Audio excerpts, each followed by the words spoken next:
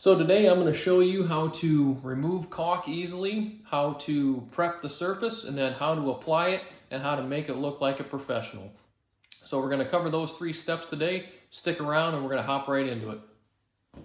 So I went and picked up a tool, a couple tools that I got to make this job pretty easy. So step 1, what we're going to do today is we are going to be removing this caulk right here in the kitchen. A handyman before me did this and I wasn't too pleased with how it looks. He smeared it in there really bad and he applied way too much. That's a mistake everybody makes, and then they wipe it with their finger and then that's the result that you get. You get all that over on the top and on the bottom and it looks horrible. So the first step that we're going to be doing is an easy way that I found of getting it out is this 3-in-1 tool. You can actually take this tool, dig it out, and then when we go to apply it later, I'll try to use this. I've never done it before, but it'll act like my finger that I'm going to do later, and you just put it right in there and you go across it. So we'll get into that in a little bit, but I'm going to get into removing this with this tool that I just bought.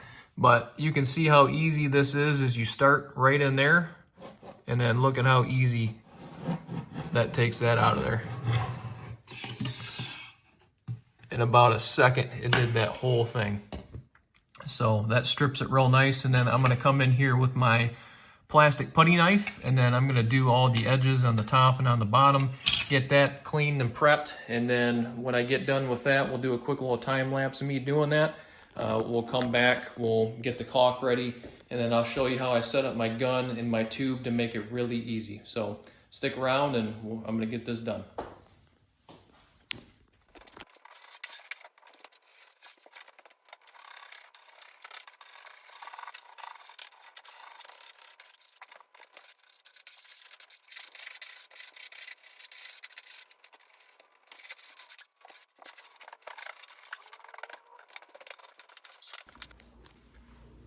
So I got done prepping it.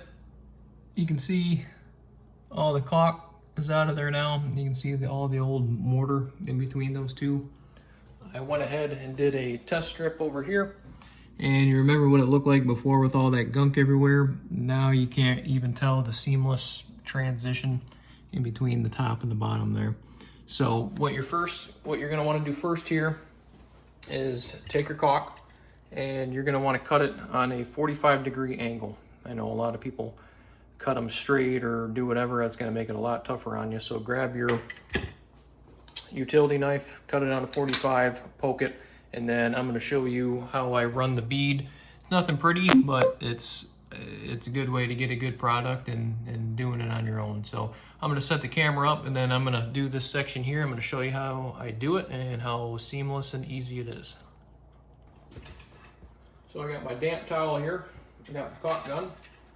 I'm going to start over here, and you want to apply a nice even pressure all throughout. And for this little tiny gap, we don't need to put a bunch of junk in there. It's just going to make it a mess. So it may look like a little bit, but you want to do a nice even firm pressure all the way across there. Don't worry about that little bit there. See how that's nice and even? Oh, we got a little air bubble there. I'm going to stop there. It's really important to wet your fingers. Get a wet rag. I'm going to come in here with my finger first, apply pressure, then I'm going to run all the way down that.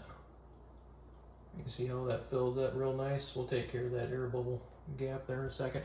And then what I do is I come back with my rag, wet rag on the second pass, do the same thing, apply pressure. And you see how that's taken a lot of that away, all that extra. Start right where you finish there. See how it's taken away all that extra on the top and the bottom. And just do that a couple of times. I know it's not a perfect or pretty process or whatever, but it gets the job done and it makes it look much, much better. And I come in here with my rag like that. Then that cleans the top and the bottom there and gets all the caulk off, and it leaves you with that bead in between there. I'll come back, I'll fix those spots from the air bubbles, but I mean that does a pretty good finish there. And then you can just take your wet rag, You can just clean up all the extra that you want to. That's it. So I'm going to finish up and get the rest of this countertop done. And there's the finished product, guys. You really can't even see that transition in between the two. I know the lighting might suck a little bit, but you remember what it looked like before. I showed you over here how smushed everything was and how that guy slopped everything on there. You can barely see that in there now, and that's exactly how you want it. It was a little tricky to get behind the sink. You just kind of have to work with it, and it's going to take you a few minutes to figure it out. You have to figure out your own speed, how far to push on the handle. It's all practice. So I recommend you guys find a little spot that you're doing in your kitchen or around your tub and just practice with it. Practice. You may not get a good 45 on your initial cut on your tube. You may be going too fast, not getting enough compound on there, or silicone or whatever that you're using.